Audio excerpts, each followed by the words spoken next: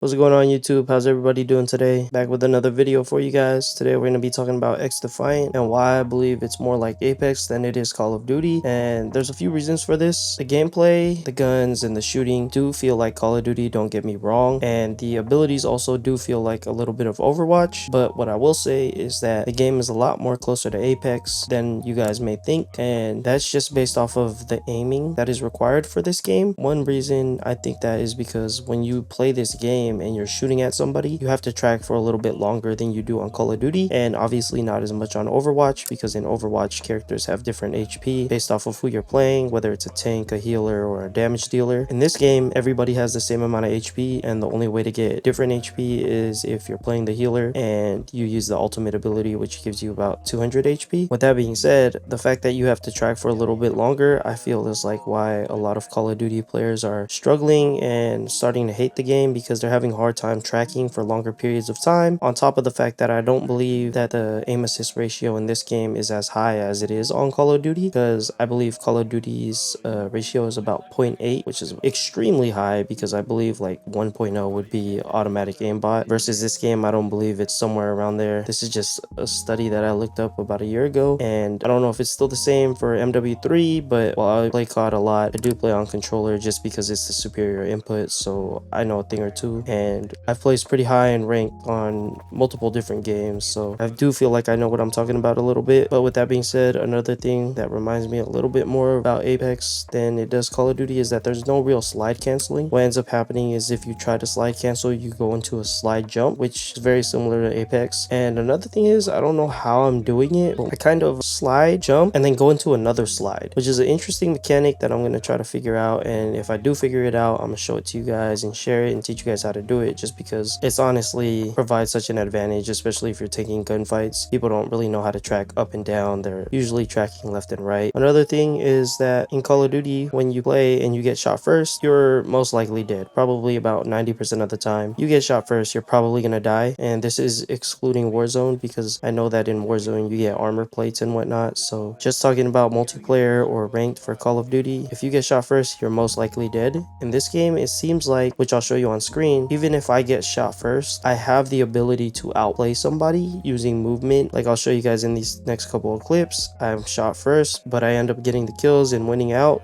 Oh, guess what day is today? What? Guess what day is today?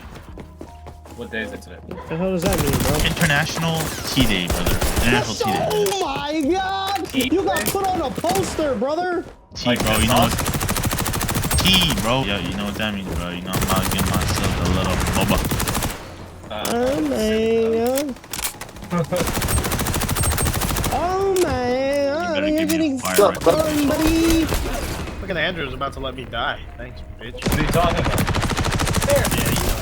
Oh my god!